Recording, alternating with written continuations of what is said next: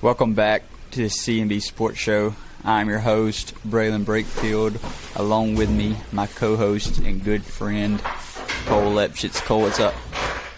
What is up, man? I feel like it's been forever. I think it's only been like 2 weeks, but I don't know, man. It's been a long 2 weeks. I don't know, dude. It's super cold up here. I don't know about down there. Not enjoying it. No, not a fan at all. Yeah, we took last week off. Cole had something pretty cool come up, getting to represent the state of Virginia, going to Orlando to play softball. So, you want to talk about that for a little bit? Yeah, man. It was, first and foremost, it was really cool just even being, like, selected or being mentioned with some of those guys. And then once I got down there, you know, it was kind of just cool. We got there Wednesday to check in and whatnot, and just walking around, checking all the stuff out. And Vieira's a nice town, nice little town, and it was like 80 degrees, so that was cool. But then, like, getting to play, like, once you know, the nerves were there. We started off in the stadium, and the nerves were there. But I mean, once they said go, it kind of just felt like ball, honestly. Like, you know, you get up there first AB, you're like, oh, he's still throwing it underhanded. You know, it's this still same kind of level you play against anyways. So when it kind of was easy to settle in and kind of just felt right. But yeah, dude, it was awesome experience. Just seeing dudes from across the country that kind of care about the same things you do, and everybody's out there having a good time. So cool experience for sure. Yeah, getting to play in that stadium that's like a once in a lifetime type chance. Really, like, the only guys that get to play there are pretty much the pros, the guys that are getting paid to do it. So it's awesome. Yeah. I like all the pictures, seeing the huge scoreboard out there in left field. Like, it just looks awesome. Yeah, it was cool. I wish, you know, it was cool starting there. I kind of wish I would have settled in and then went. You know, maybe had a couple better hits. You know, whatever, try to hit a home run or something. But I mean, it is what it is. It was still awesome. We played Oregon in there, which was cool, and it was a pretty good game, but we ended up run rolling them, so that's kind of cool too. Getting to say you run roll somebody in the stadium. Yeah. All right. Well, and I don't. Right, go ahead. No, I was just gonna say I don't know what they measure with down in Florida. I don't know if those fields are actually 300. They play short if you're ever down there. Just beware. Yeah, like, we went to Worlds in September down there. Like, the ball just don't go anywhere. Like, you feel like you square one up, and it's like two hopping the left fielder, and you're like, I guess it's the wind, maybe. I don't know. You don't notice the wind, though, really. But like I'm saying it was small. Like we were playing with Pro M's, so that makes a difference. Like, one of the harder balls you can get. But I mean, if there wasn't any wind, or if you were with the wind and you elevated it, it'd smell you. It was getting out of there. I did see a dude from the D class team in Georgia hit one over the big fence. That's pretty impressive. It's what, 385 or something to get out there? Yeah, 385. That's crazy. I'm sure he'll be getting some phone calls. Like I said, he's playing E last year. He's like 21. He won E with One World last year, so it's like, yeah, no crap, they won E. That's ridiculous. They got that guy on the team. Yeah, sandbagging. He looked like he weighed about 165 too. Like, he wasn't a big dude. No. Just a regular dude with a man bun. I mean, I don't know. Pretty good middleman too. Unreal. He'll definitely be getting some calls in. Oh yeah. But we got the NFL playoffs, the conference championship rounds this week. Got the 49ers at the Eagles. Eagles are favored by 2.5. And then you have the Bengals at the Chiefs. Bengals are actually favored by 1.5. So that kind of tells me that they may not think Mahomes is going to be 100%, or he may not play. Because how do you go against the Chiefs at home? Especially at this point. I don't know. That's I heard that today, that the Bengals were a 1-point favorite. I I don't even know what to think. It doesn't feel like a trap line if Mahomes isn't fully healthy. It's like, what are the Chiefs? It's not like they have just a overly awesome defense. They don't have really like a dominant run game or anything like that. Like, it would just be on the backup, Heaney or whatever, however you say his name. If he doesn't play, I'm sure Mahomes would play with one leg, just because he's a little bit different than everybody else. But I don't know. It's also it's hard to go against Burrow, though. I feel like he's got that dog in him. He does. He's just got that confidence. Like you've heard him talk about. They asked him when they won the AFC North, and he was like, "Yeah, that's the standard here. Like we're going to celebrate tonight, but this is what we expect." And then one day they asked him, "What do you think your window is to win a championship?" And he was like, "My whole career. Like we're here until I'm gone." That's crazy confidence from a guy that's that young. Already done so much in the league, though. No, it's cool, kind of seeing him, man. Like especially, we're young in our fandom careers, I guess, and kind of get to say we'll grow up with Joe Burrow is kind of cool to watch. I think, I feel like 4 years ago, everybody was worried because that almost like never before seen era of quarterback play was phasing out. Big Ben, Tom Brady, the Mannings, Matt Ryan, Joe Flacco, I guess. It's just there's a lot of really good quarterbacks, and I feel like we're just kind of swooping back in with the next round. I mean, I feel like they'll be just as great. I don't know if we'll have any Tom Brady's and Peyton Mannings, but I mean, we'll be darn close. Yeah, that's a good segue because I was just thinking, like you said, the Eli Manning, Peyton Manning, Phillip Rivers, all those, Tom Brady, all those guys, Big Ben, were all drafted, right in the same 3 or 4 years. Aaron Rodgers came a little later, but still that era of just elite quarterback with like Tom Brady and Peyton Manning and Aaron Rodgers. There's a debate for those three to be the best of all time. And I think at this point, like you look at even just the AFC, you have Patrick Mahomes, who's 27. You have Joe Burrow. You have Trevor Lawrence. You have Josh Allen. You have Justin Herbert, Lamar Jackson. All of these guys are like 26 and under. Mahomes is the oldest one. All of these guys have a chance to be great. That's why I said the other day, like, Trevor Lawrence could be one of the best quarterbacks of all time, and he may never be top 3 in the AFC. Yeah. Like, that's crazy to think. It's ridiculous, man. I do got to say, man, like, I said it the other day, are we sure that Trevor Lawrence isn't like a divine being? I mean, he's different, dude. Dude has been touched. He's different. He just lost his first game on a Saturday in his life. I mean, that didn't even make sense. This dude played a full college career. Yeah.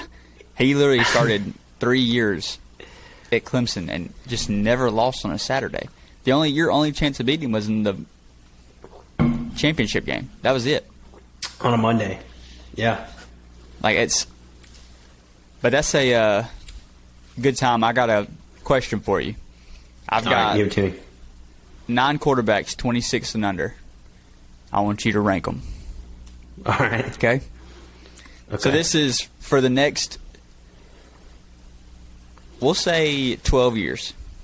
You get these guys at your quarterback. What order are you taking them to be your quarterback for the next 12 years? You've got Joe Burrow, Justin Herbert, Josh Allen, Trevor Lawrence, Lamar Jackson, Kyler Murray, Tua Tagovailoa, Jalen Hurts, and Mac Jones. Okay. One, I'm going Joe Burrow. Okay, that was also my number one. I would rather start from the bottom, but it would be too hard. I'm not that calculated. I feel like was Patrick Mahomes on this list? No, Mahomes is 27. No? Okay. I feel like Mahomes. Gotcha. Would you take Burrow over Mahomes? No. Me either. See, I don't think there's a debate for Mahomes anymore. Like, I think Mahomes is in a tier. These guys are great. Mahomes is in a tier by itself. Yeah, okay. I'm good now. So I would take Trevor Lawrence second. I would take Josh Allen third.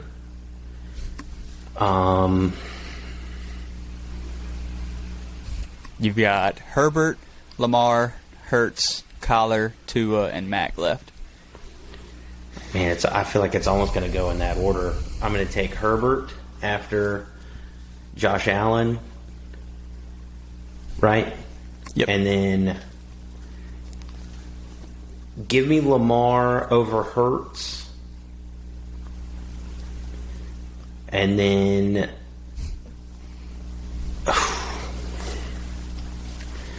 that leaves me with Mac Jones and Kyler, right? And Tua. God, this is to the point where I said you could just put these three in whatever order. Like, yeah, I don't just put them in order of what I would pick. I don't think it really matters. I mean, I feel like I would rather hang out with. I feel like Mac Jones is kind of a weirdo. I would almost rather hang out with Kyler Murray, but I don't know, man. So far, we have the exact same list. Yeah, I don't even know how to do the. I think Tua is the best. I would go Tua, Kyler, Mac. Okay. I think Tua is better than Kyler. I think they last probably about the same amount of time.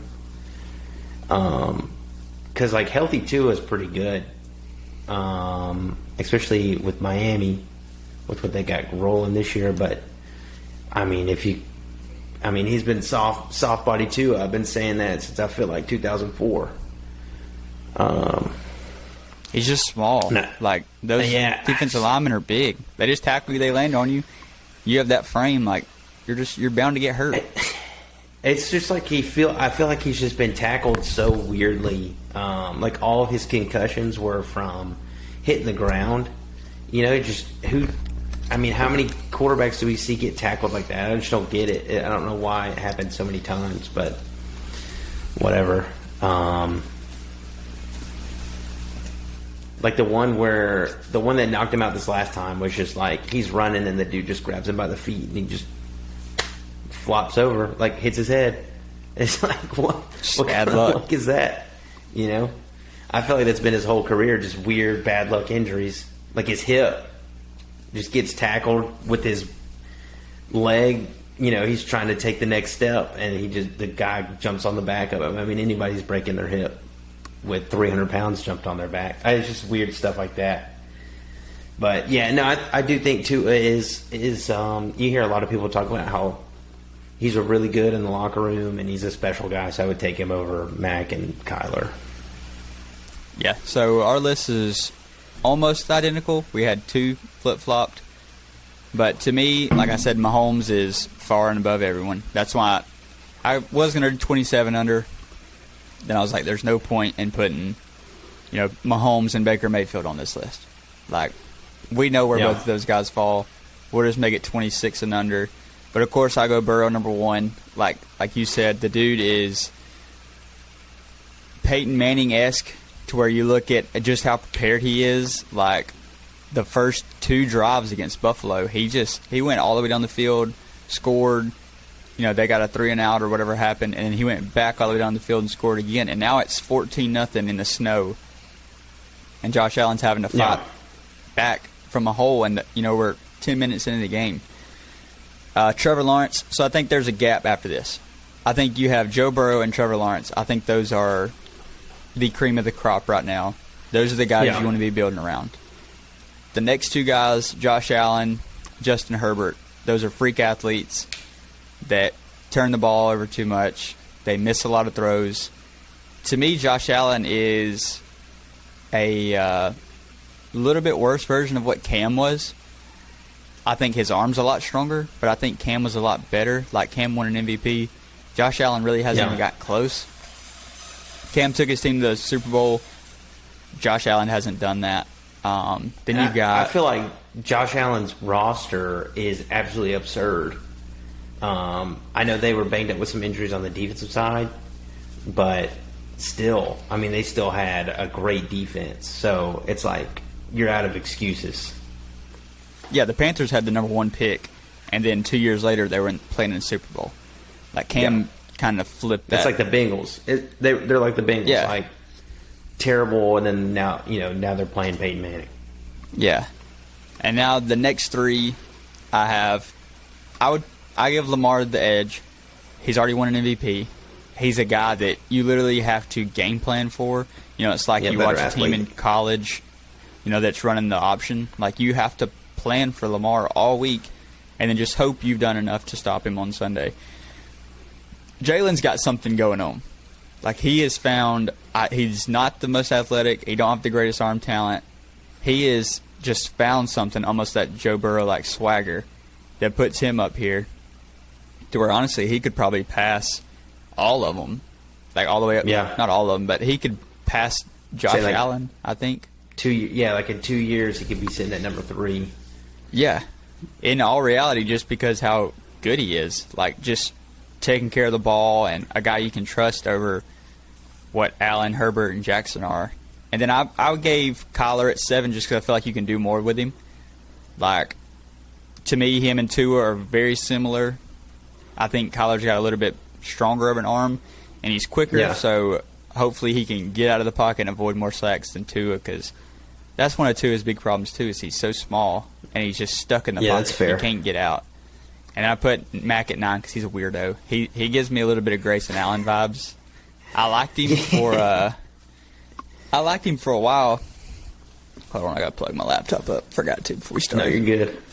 But I mean, I was a big Mac Jones fan, especially when he was at Alabama. I mean, I was a huge Mac Jones fan. I thought he was like almost perfect that year. I mean, I know he was loaded to the gills, but I mean, you can be loaded to the gills and still not be a good quarterback. In college, we've seen it a lot. I feel like, but especially at Alabama. But I mean, I just don't know.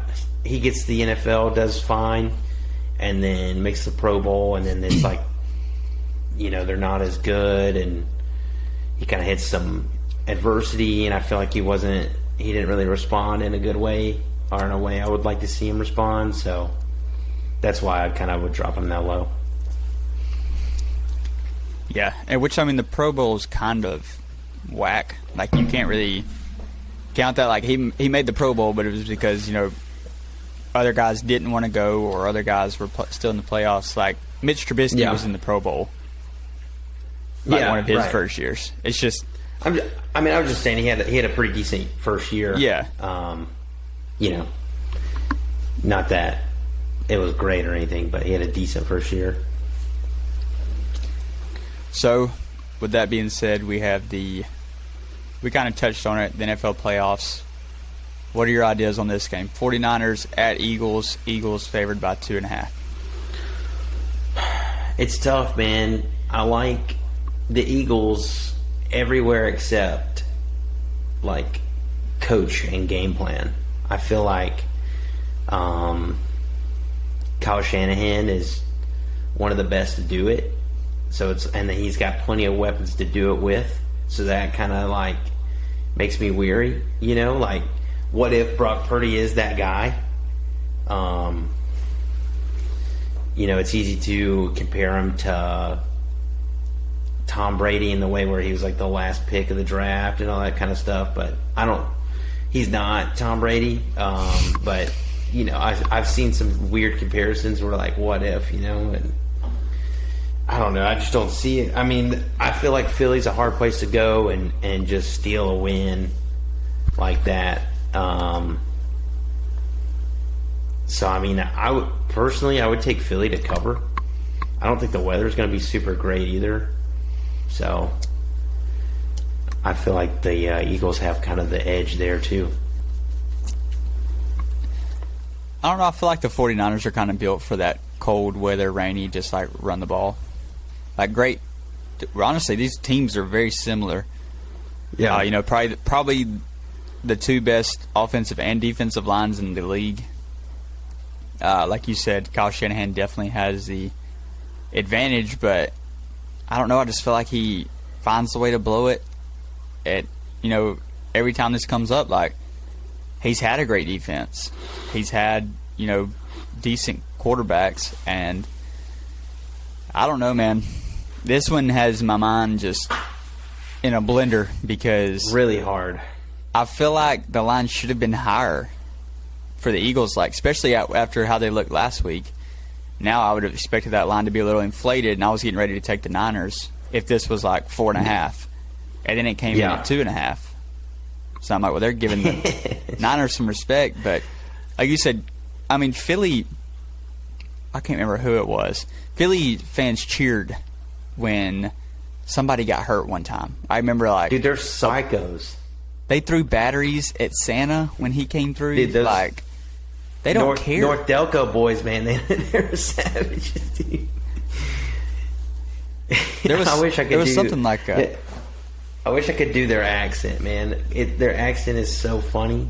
The Philly accent. They say, like, use guys, and I don't know, man. I don't know. Gang, bird gang. Dude, go Birds. It's only like 3 hours away from here, so, like, there's kind of a little bit of that accent in certain people you meet, and it's you just can't help but, like, just smile at them because it's so funny. It is But different. We played just for, I mean, like, they're all just loud, even just the women are loud, like, about the Eagles. You just see videos of these ladies that just look like normal ladies, and they're just like deep voice yelling, at people, at the game, at TVs. I mean, it's awesome. So they're total psychos. They're almost like the Tennessee fan of, like, NFL. Like, they just don't care who you are. They're going to cheer for their team, and if you say anything about them, we're going to fight. You know what I mean? Like, they don't care about your feelings in any kind of way. So, yeah, being from Philly is a personality trait. Like, you are, yeah, for sure. You're born just diehard Flyers, Phillies, 76ers, Eagles. Like, that's in your blood. There's never a debate in Philly. If you hear somebody that's from Philly, they root for those four teams. There is no changing, switching up. Like, that's it. I mean, think about. I mean, the only guy from Philly that I can think of is, besides Will Smith, is Meek Mill, and he is ride or die for the hood. Like, he is Philly, and I feel like that's a perfect representation of what Philly is. And they're ride or die for him.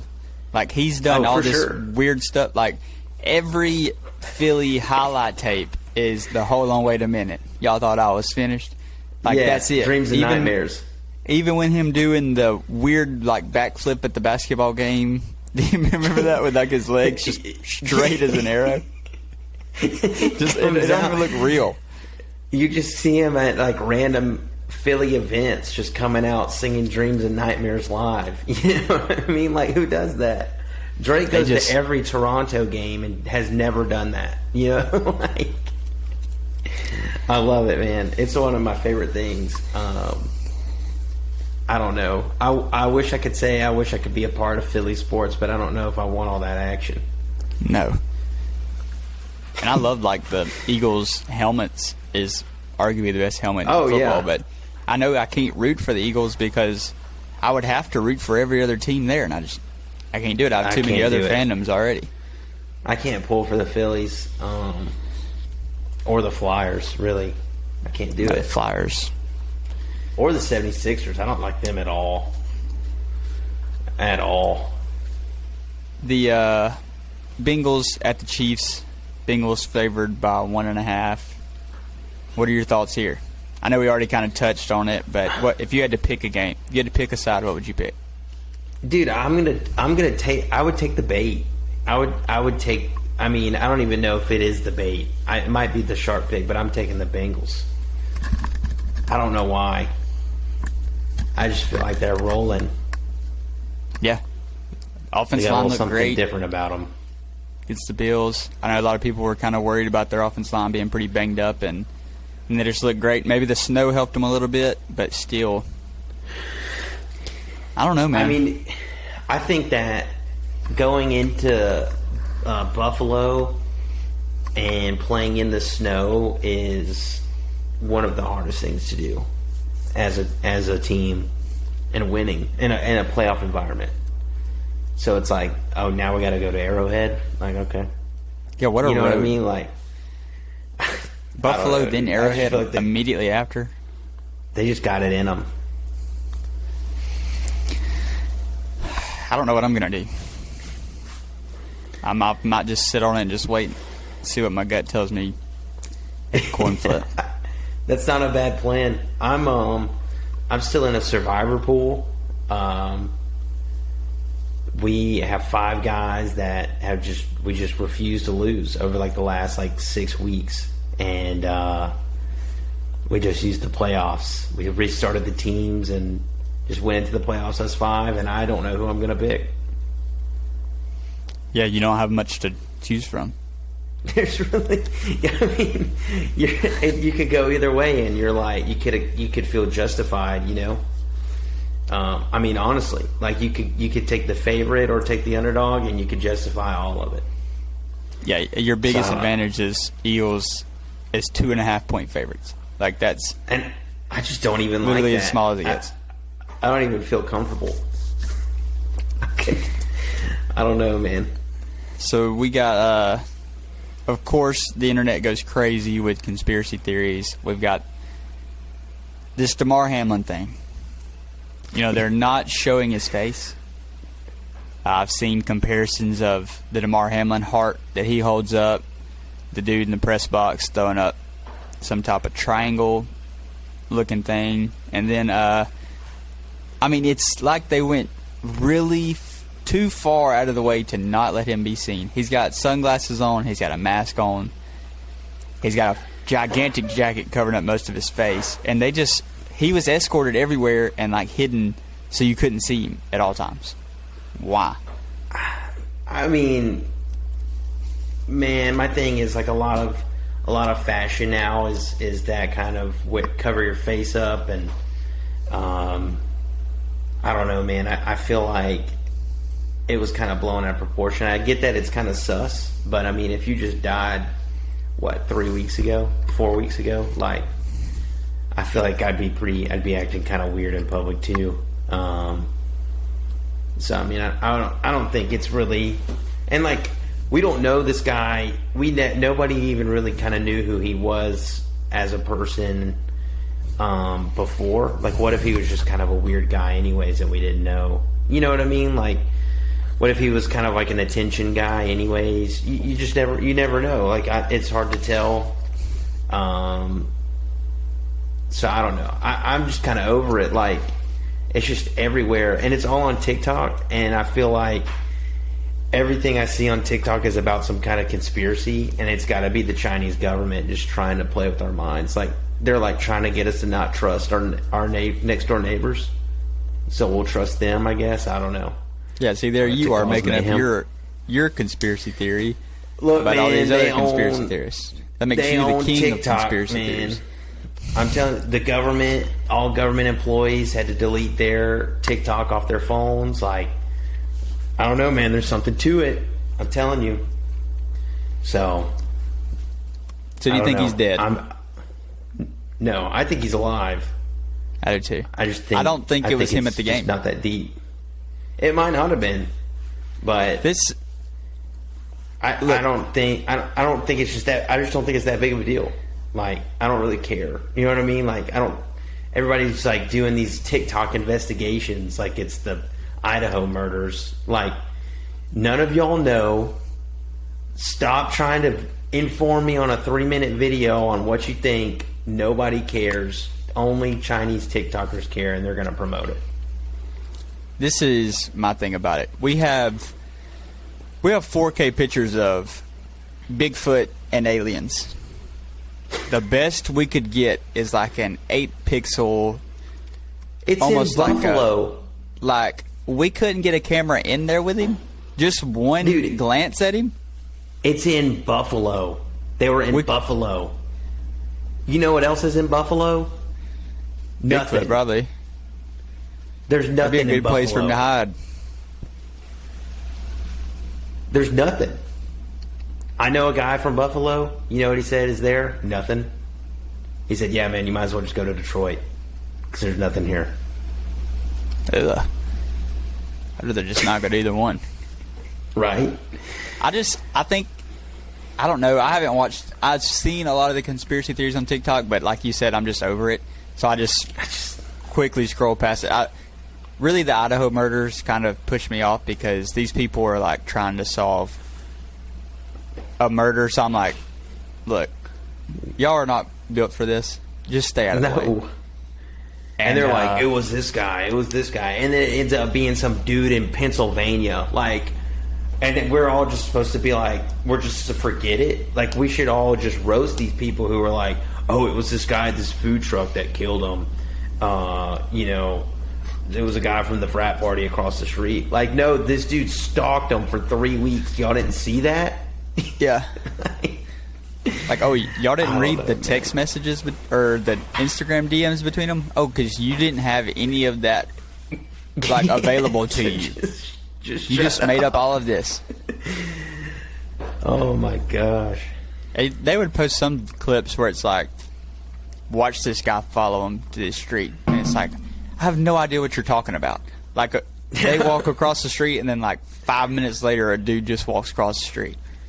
It's like watching like Bourbon Street footage or something, and it's like you see all these people walking this way, and it's like, see this group of people, they follow them down the street for a half a mile and then loop back. No, they went and got a hurricane and walked back to the hotel. Yeah, they got down there by the voodoo dolls and had to turn around and come back before bad stuff happened. You don't know what was happening in Moscow, Idaho that night. Like, you don't know the city layout, what the food... What if they were just selling bad stuff at the food truck and that dude got out of there? Which is obviously what happened because it wasn't him. I mean... Poor guy. Come on. Unreal. But yeah, no, I'm getting pretty fed up with TikTok. I mean, it's just a whole lot of nothing, honestly. It's just mindless nothing. Next is the most underwhelming MLB Hall of Fame ceremony of all time. It's going to be Scott Rowland. That's it. End of list. A list with Billy Wagner, Todd Helton, A-Rod, Manny, Andrew Jones, all of these guys. One guy makes it, Scott Rowland. Why? It's like I mean, I don't even know. It's like, what's a good comparison here? I mean, it's like you're at Ben and Jerry's and you go in there to pick an ice cream and they got 31 flavors in front of you. And you know what? Just give me that vanilla. The frosted vanilla in the back. Yeah, like, Go to the back, get me your most freezer burnt vanilla in the back that you can find and bring that up here. not the mint chocolate chip, not the Rocky Road. Leave all that. Leave your A-Rod Rocky Road over there in the tub. Bring me your oldest vanilla. Yeah, you can keep A-Rod with 600 home runs playing shortstop for the majority of his career. Give me Scott Rowland. No. Why would we do this? And A-Rod and Manny and Andrew Jones aren't even close. Like, Todd Helton was the closest one, and I'm okay with Todd Helton getting in. That's fine. Like, if Larry Walker's in, Todd Helton should be in. Those two to me are, fair. You know, Walker was probably a little better guy. hitter. Yeah, I mean, you can't take away from Todd Helton if you didn't take away from Larry Walker. And, I mean, A-Rod's got an argument for the best baseball player of all time. And he won't be in the Hall of Fame. What are we doing? How about Billy Wagner? I mean, that dude is somewhere up at the top. I think he was third in the... Oh, yeah. I mean, he's one of the best closers of all time. K-Rod got like 8%. His nickname's freaking K-Rod. Like, there was a period of time where if you got in there and there's a ninth inning, you were out. That was it. No, you're not out. You're striking out. Yeah, you're probably standing there looking. He's not going to get in. There's nothing you can do about it. Billy Wagner, same way. I'm so tired of media voters I don't know the resolution, but they just have to die. I'm tired of it. All the old guys just have to die. Like the guys, I'm tired of the people running our country are the same people voting for the MLB Hall of Fame, and all of them are 90 years old or older. And it sucks. The committee, I feel like, is awful. I feel like the committee, like this year, is a bad example. But like they'll come out and like they won't even give us good reasonings of what, when, why. Like they're just like, oh well, you know, based on the resume. Oh. Well, what about this team beat this other team? Okay, we saw that happen. You know what I mean? Like, go in depth. Give us some dudes who know the sport that can break it down from a fundamental standpoint and give it to me like I'm an 8th grader. You know what I mean?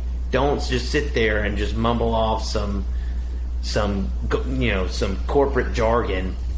Like, get Kirk Herbstreit up there and get him to tell me what they're talking about. Same thing the same thing everywhere. It's the same thing with like NBA awards. I feel like are always weird. I feel like NFL awards are those are usually fine. But the MLB stuff is just awful. It's like it's just gatekept by old dudes who only look at batting average and how big your forearms are. Like, I don't, it's like, what are we doing? Yeah, like the guy that didn't vote, one guy didn't vote Jeter in, and he was interviewed like 6 months later when it finally came out. He turned in a blank ballot. And they were like, why didn't you vote for Jeter or something along those lines? And he said, well, I will when he's on the ballot. It's like he was. It's already time for him to be voted in. You just didn't even look at the ballot. You just turned in a blank one. Like I'm sure that guy was getting like death threats. Well, I know he was getting death threats because I sent him a handful. Yeah, I was going to say we sent him. I know he was getting them. I don't know if he was reading them. Yeah, he didn't see them. God, man. There's just a handful of guys that should be no-brainers. And A-Rod is one. Bonds is one. Griffey was one. Like Roy Halladay was one.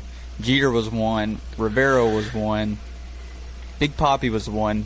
These guys have to be in there. If you're not voting them in because it's their first time on the ballot, that's ridiculous. Like, nobody cares about that.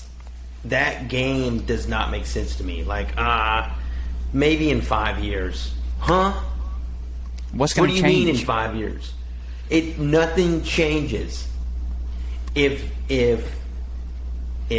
Billy Wagner's going to make it next year, why would he not make it this year?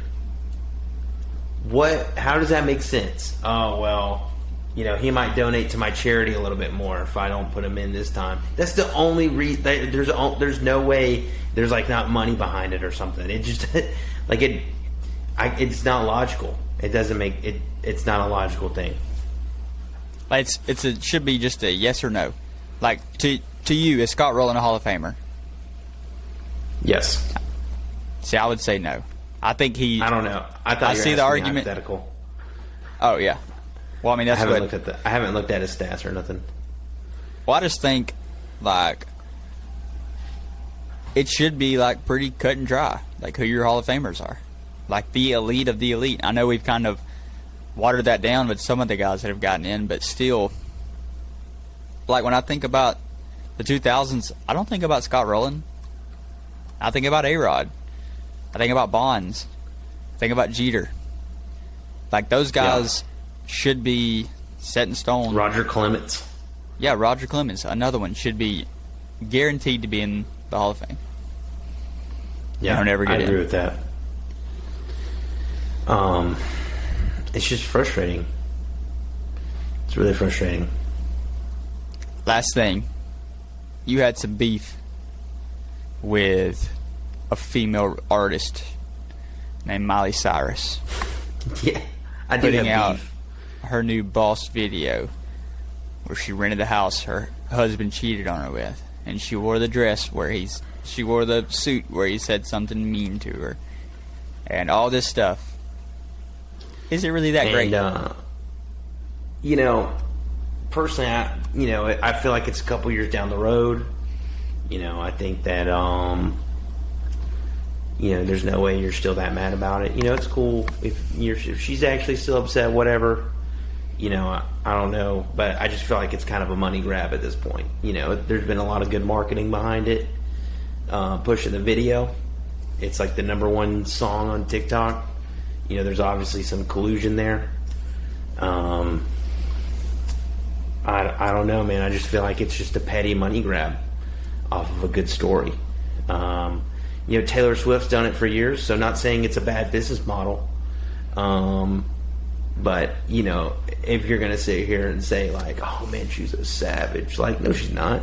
If she's a savage, she would have done it immediately. That's a savage. You do it the week of. I don't even know when they were married. It wasn't recent. Maybe a couple years ago. But, I don't know. Petty money grab. I'm not going to say anything. And I just don't even see them together, honestly. I know that was a weird like matchup from the beginning. Yeah. But what do you think? I'm not going to say anything mean about Miley because she's coming back around. Oh no, for sure. She was the the it girl when we were growing up, having Hannah Montana and all that. And then she went crazy for a little while, and it was like, now she's coming back up, and seems pretty normal. I don't want to get it twisted. You know what I mean? Like, this isn't like a personal attack on Miley. It's more of like, hey, let's just take this for what it is. Like, you know what I mean? Like, I don't know. I just have seen a lot of fans on TikTok like, oh, this is incredible. This is great for her. Whatever. Like, I mean, let's call it what it is. She's making money off of this. This is her job. That's it. Yeah. And I mean, it's perfect. Me getting TikTok on song. here. Me getting on here talking about that is my job. Okay? So I don't want anybody coming at me, that's a terrible take. Well, I'm up here giving takes, you're not. Like, you want to have a take, get on a pod. We're all doing it. Come get on our pod. Easy. It is really Come get easy. on our pod. Like, me and Cole are two of the dumbest people that I know, and we do it. I mean, we got it out the mud, buddy. Yeah. Out the mud. But that's it. We Rangers and Commanders we're not catching the Hurricanes. Hurricanes are a freaking wagon. No. Every time I check, I'm like, all right, we've won 3 or 4 in a row. Check, see if we've made any ground. Nope. I do think we've made a little ground on y'all. We're up like 3 points on y'all, but we're still, which we're in third, y'all in fourth. Basically just hoping we can catch the Devils. Other than that, we're not catching the Hurricanes. They've only lost like 9 games all year. It's going to be a grind, but there's still a lot of season left. Sneaky playoff town, Carolina. Sneaky hockey town, Carolina. It pops off. They go crazy. I know that the Commanders are still getting people back, and I've seen a lot of people talk about they've been messing with the line or with the with the shifts or whatever. So I think they're still kind of trying to get that right with Tommy and Backstrom coming back. So got a long way to go. Our basketball teams, Roll Tide. Yeah, our basketball teams look great. I would say we're the 2 best teams in the SEC. I know rankings has Tennessee at 4. I think Auburn and Tennessee probably split. In basketball, we actually play them. I think in like a week or 2, we play them at Tennessee. Then the last game of the year, we play them at home. But yeah, Bama looks great. Yeah, really nothing else to say. The one kid looks unbelievable. I can't think of his name right now. What's his name? Brennan Miller. He's Miller. Lottery pick. He's really Definitely. good. Just Definitely aggressive, defensive and offensive. Shoots it well. Reminds me of Paul George. Kind of has like a swagger to him. Kind of does whatever. Yeah, I think that's a good comp. Is Paul George? I think anytime anybody sees a tall, skinny shooter, they want to compare him to KD. I don't think he's very close to KD. I think he's more like a Paul George kind of guy. Kind of plays both ways really well. Yeah. I don't know, man. I'm excited. I think Alabama and Auburn should be playing pretty soon. So I think that'll be a good matchup, the home and home. I think we're playing Mississippi State tonight or A&M, one of them. One of those teams. I think we play A&M tomorrow night. So I think y'all play State tonight. Yeah. Which they don't play till like 9 over here, so I probably won't even watch it all if it gets out of hand. Which, another guy that's like low-key is that Sears guy, the point guard. He's another dude that's like, will put 25 on you real quick. It's good having a point guard that can shoot. I know Auburn's had that with Wendell Green. I mean, it just kind of adds like an element, like a dude that can just control the ball and shoot it is nice to have. Very underrated. Yeah, spaces the floor so much when you got a guy you got to guard so far out there. Mm-hmm. For sure. I think our best thing is that we rebound really well, but just got to keep it up. Well, don't do that that's all I got. Stretch. I appreciate y'all listening. Thanks for tuning in. Like the YouTube. Give us a thumbs up. Give us a subscribe. Be a friend. Go ahead and subscribe recommend to us that to a puppy. friend. Do all the things. For sure. Hit us up, dude. Hit us up on Twitter and stuff, too. Get up interacting on Facebook. I know we had a lot of fun with that Villains draft last time. Got a lot of interaction. Got a lot of people telling me who won and all that stuff. They all said me. So, no. They said Baltimore and Jaws stole the show. So, I don't know, man. All right, dude. Let's get out of here. Love you guys.